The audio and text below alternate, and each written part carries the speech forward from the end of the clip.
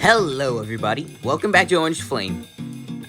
And I just want to say, by the time I'm recording this, it's like 5 minutes to midnight. No joke. See? 11:55 a.m. And y'all thought I was kidding. Yep, that's how I spend my Halloween. Anyway, we will be reacting to the Trevor Henderson Creature Survival Guide, which was once again requested by King Isaac. And thank you again for suggesting this video. It really means a lot. So without further ado, y'all waited long enough, and let's begin.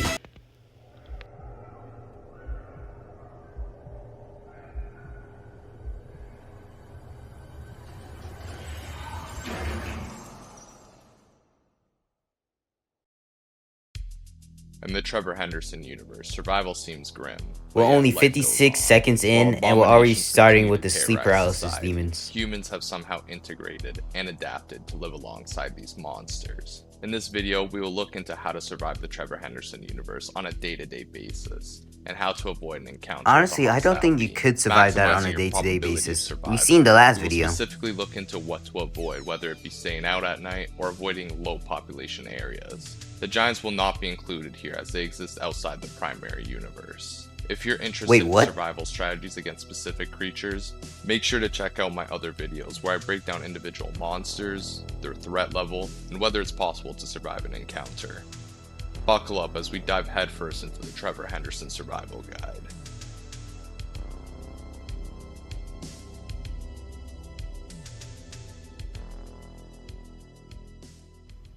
I'm recording this on Halloween by the day, so hey, I'm sorry if this is late.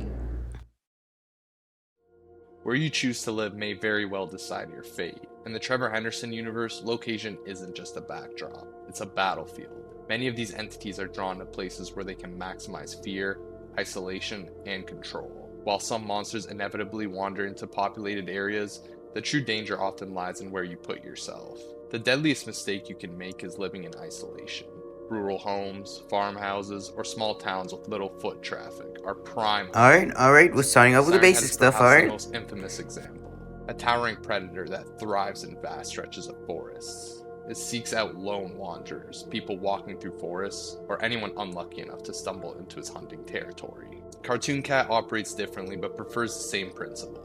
It doesn't stalk busy streets, but instead lurks in places where help is far away. Abandoned malls, shuttered factories, or quiet countryside roads where it waits, patient and cruel. If you live alone in such an area, there's nothing stopping it from dragging you into the dark. Simply put, the fewer people around you, the higher your risk. These entities are alright, so all I gotta do is just surround myself with fake friends. I can do that. Living in a suburban neighborhood is safer, but it's still far from secure. Suburbs strike a dangerous balance. I'm not even surprised anymore. What is that? Populated enough to attract attention, but not dense enough to deter monsters. This means you have a very real chance of being stalked in the streets, followed home, or targeted while you sleep. Some creatures are bold enough to break into homes. Whether friendly or hostile, the outcome is so the crackheads of New York, Trevor Henderson universe, unpredictable, but on 10 times more steroids. It simply is not worth the risk. Suburbs with their spread out housing and ease of access provide plenty of opportunity for intrusions. A locked door is no guarantee when something far stronger than a human comes knocking. Your best chance of survival is in the most crowded places. Large cities provide safety in numbers, not because the entities cannot enter, but they're less likely to reveal themselves when thousands of people are watching. Urban noise and chaos blend you into the environment, making you less of a target, making it harder for a monster to single you out. If you want to maximize survival, your best bet is to live in a high-rise apartment building. Not only are you surrounded by a dense population, making you far less likely to be targeted directly, but the physical height provides an extra layer of defense. Creatures who want to invade your home will find it extremely... Hold on, let me grab some Starbucks real quick, then I'll get back to this difficult or even impossible to break into your home. Height and population density means intrusions are rare, and creatures that prefer isolated environments will avoid such settings altogether. Oh yep, apartments also that's limit definitely Starbucks. Something that can't be said for houses with yards, basements, and multiple doors. Location is not a guarantee of safety. There are no true safe zones in the Trevor Henderson universe, but choosing wisely can shift the odds in your favor considerably and make survival almost guaranteed. Avoid rural isolation at all costs.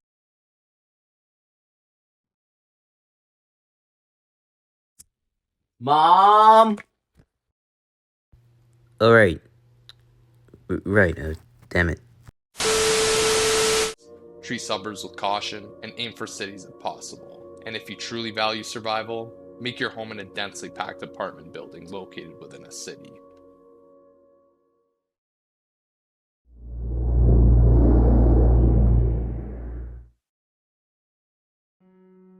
Just like location, when you encounter Trevor Henderson entities can make the difference between life and death. Many creatures are bound to patterns tied to time and Bro, somebody leave the name of every creature that is shown in this video in the comments. Because I need to know what the hell that is. day, with some thriving under the cover of night, while others only appear at dusk or dawn. Understanding these rhythms is essential to predicting their movements and avoiding them. Daylight provides humanity's only real advantage. Most creatures prefer the cover of darkness, where their unnatural forms can't be easily spotted. During the day, encounters are less frequent, and some of the most dangerous entities remain dormant, hidden, or inactive. The true hunting grounds begin once the sun sets. Nighttime belongs almost entirely to hostile entities. The cover of night emboldens these creatures, not only because of visibility, but because fear itself amplifies their power. Many entities rely on paranoia, Okay, if these things dread, actually the existed, inability to we tell would the have truth. not If you value succeed as a survival, nighttime should species. be avoided We at would all still be costs. living in Do caves, not wander alone, fending do not for respond to our strange sounds, lives. and never open your door past midnight. Seriously, look at Perhaps that the most thing. dangerous times of all are the transitional hours. Twilight, dawn, and dusk. This is when the barrier between safety and danger is the weakest. Creatures who normally retreat during the day linger longer, while nocturnal entities awaken early. Time of day doesn't just dictate when you're most at risk. It should guide how you plan your entire life. If you live in the Trevor Henderson universe, your best chance is to operate during daylight hours. Retreat indoors before dusk, and reinforce your home against night intrusions. Avoid windows, avoid open areas, and never ignore strange sounds after sunset. At night, the world belongs to them. At day, it temporarily returns to us. Your only hope is to respect these cycles, and never forget that every hour carries its own dangers. Bro, this is actually kind of freaking me out.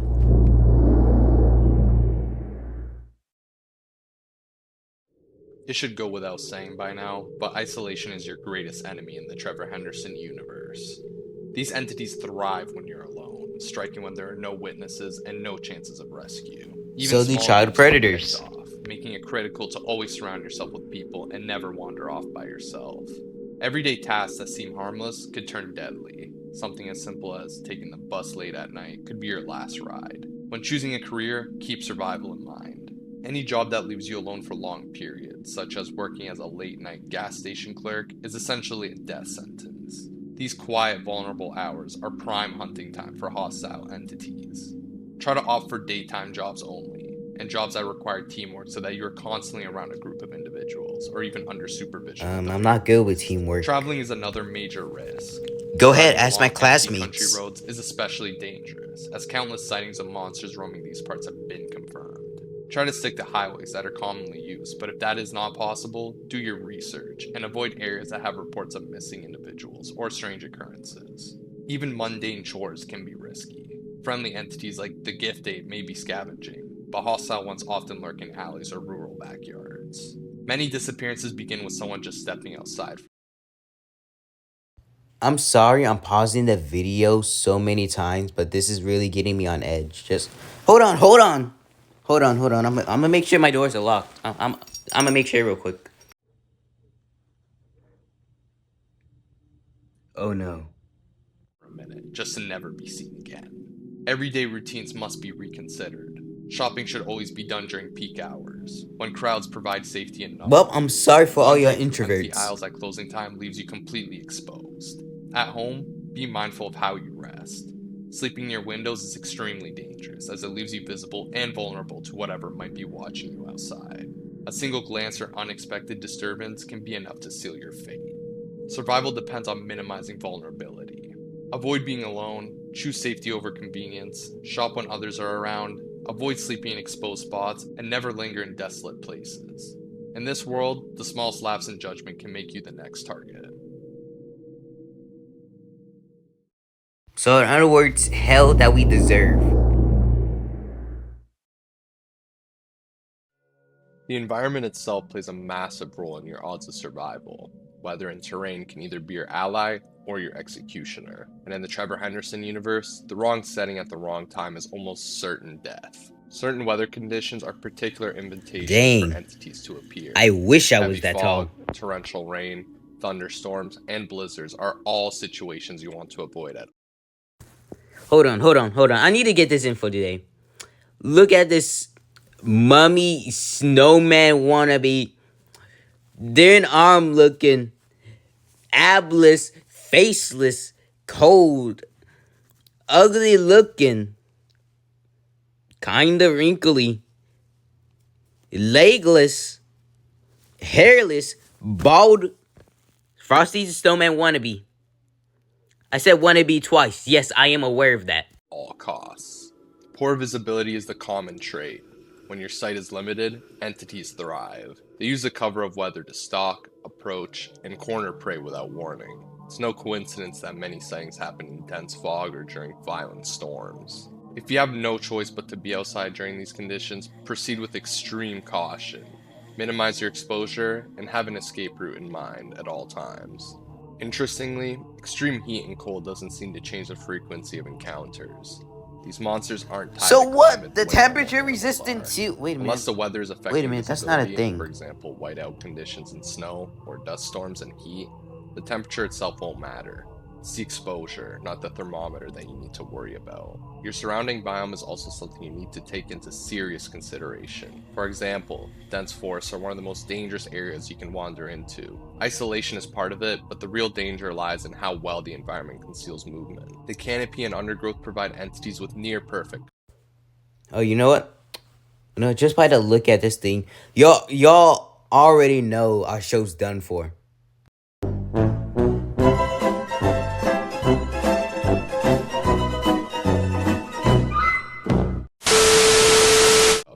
Giving them the ability to ambush you without ever realizing they were even there. Even traveling in groups won't save you.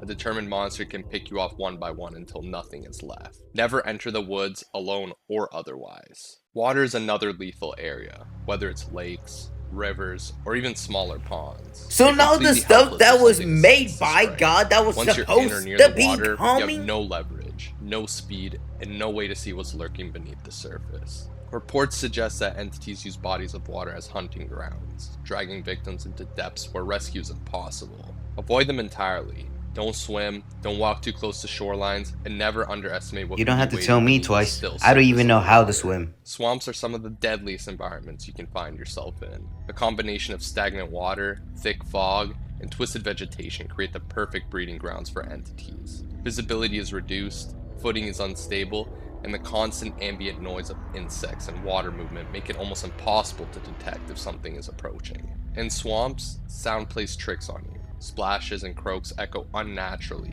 masking the sound of something much larger moving closer. Even worse, once you're waist deep in muck or tangled in roots, there's no way to escape quickly if a monster decides to strike. Entities have been known to use swamp water as both camouflage and cover, waiting motionless beneath the surface until prey stumbles within reach. Simply put, Boy, entering that a just swamp means surrendering all activated my advantages. Avoid arachnophobia. them entirely.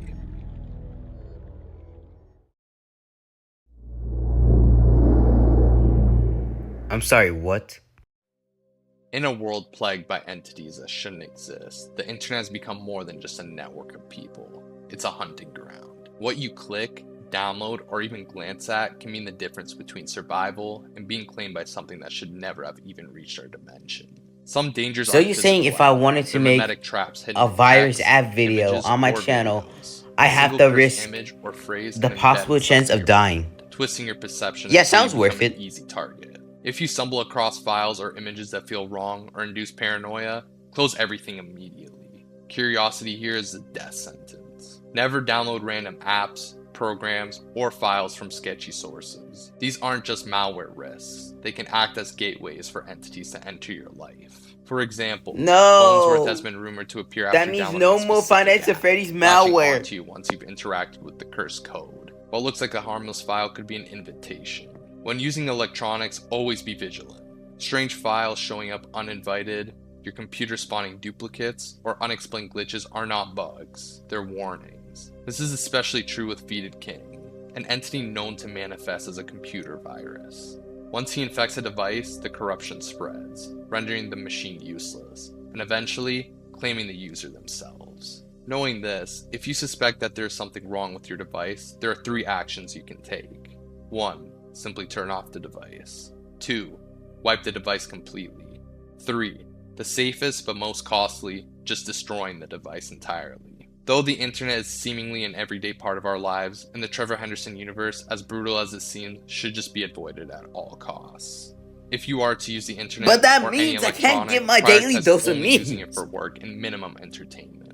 If you do use it for entertainment, make sure you only use trusted sources and sites that have high traffic. Though this seems very extreme, the use of the internet could take your life before you even know it, so always proceed with caution.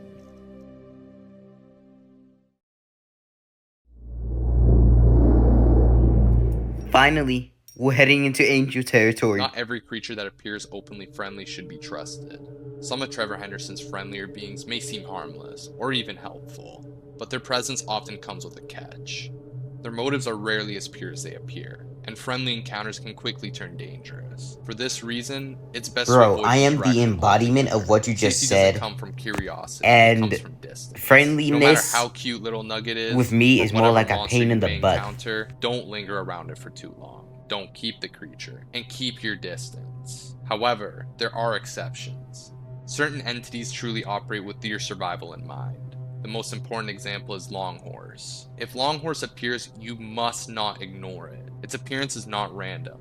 It is a direct warning of incoming death or disaster. Though Longhorse itself is not a threat, the danger it foretells is very real. Treat every warning as if your life depends on it, because it literally does. Bro, the self-defense ain't gonna do you nothing in this world. In a world where some things cannot be killed, self-defense becomes less about fighting and more about surviving the encounter. Your goal is to avoid being grabbed, delayed long enough to escape, or pushed into a position where help can reach you.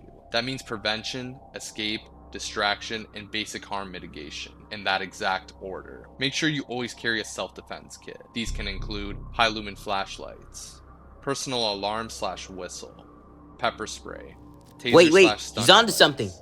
Fixed blade, Pepper spray burns, and a handgun. I know from experience. Do not mess with that. Or die in an encounter. Just because creatures such as Cartoon Cat cannot be killed, doesn't mean it's immune to pepper spray. That second of distraction or irritation to the monster can provide you the upper hand, and allow you to escape certain death. Most entities are not immune to damage, and probably can be killed. Only a very select few seem to be totally invulnerable. Another thing to keep in mind is a first aid kit. Not every encounter ends in instantaneous death. Sometimes you're left bleeding, burned, or injured. It's a slow and without painful quick one. treatment, those wounds will kill you. A kit lets you stop the bleeding, fight off infection, and buy yourself precious time to escape. It's not just physical. Having the means to treat yourself gives you focus when panic sets in. The truth is, you can't That's control what the all of our monsters, but you can grandmas control say. how prepared you are. A medical kit turns what could be Bro, your life what is savings up into another with my chance to grammar survive, today? and perhaps saving another life.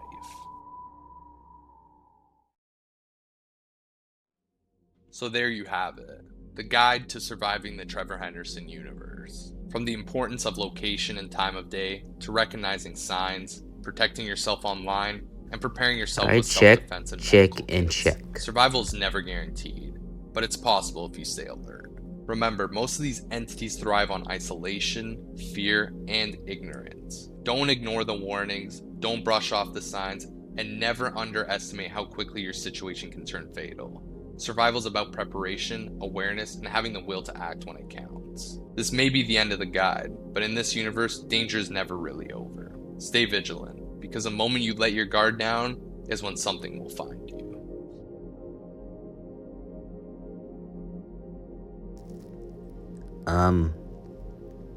Is that it?